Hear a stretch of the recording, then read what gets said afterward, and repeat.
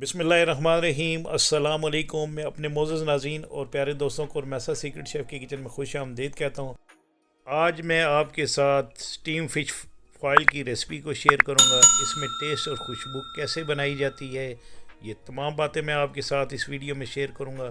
तो अगर आप मेरे चैनल पर नए हैं तो प्लीज़ मेरे चैनल को सब्सक्राइब, वीडियो को लाइक और शेयर ज़रूर कीजिएगा अपने फैमिली मेम्बर के साथ। ये ब्लैक रो फ़िश है जो तकरीबन 1 किलो के बराबर है।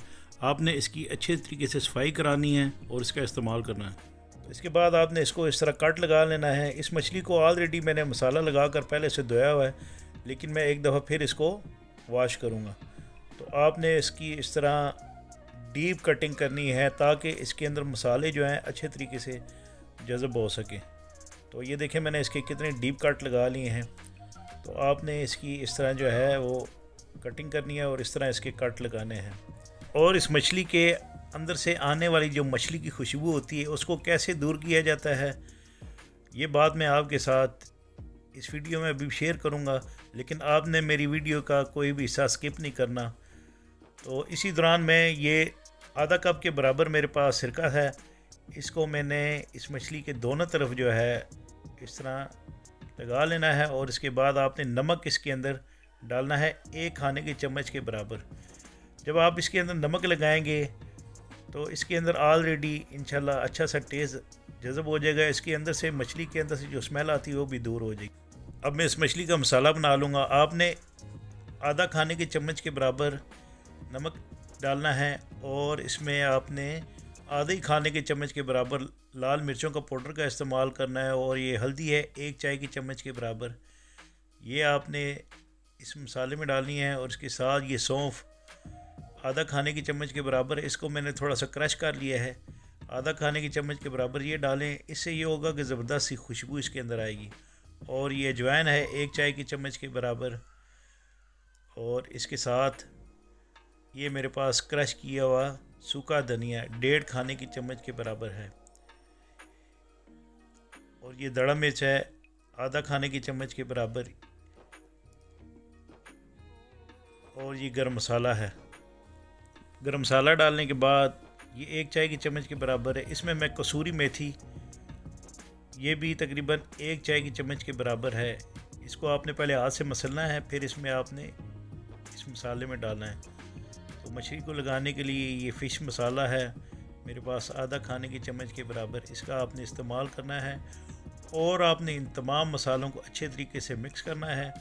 उसके बाद आपने मछली जो हमने सिरका और नमक लगा कर रखी थी, आपने इसको अच्छे तरीके से वॉश करके ड्राई कर लेना है। और उसके बाद आपने ये मसाला इसके ऊपर लगाना है दोनों साइड पे। मैंने इसमें लहसुन चाप की अभी नहीं लगाई, वो मैं बाद में लगाऊंगा। तो ये तमाम मसाला इसके ऊपर आपने अच्छे तरीके से रब करना है और इस डीप तक आपने इसको इस मसाले को इसके अंदर ऊपर लगाना है और इसके अंदर भी लगाना है।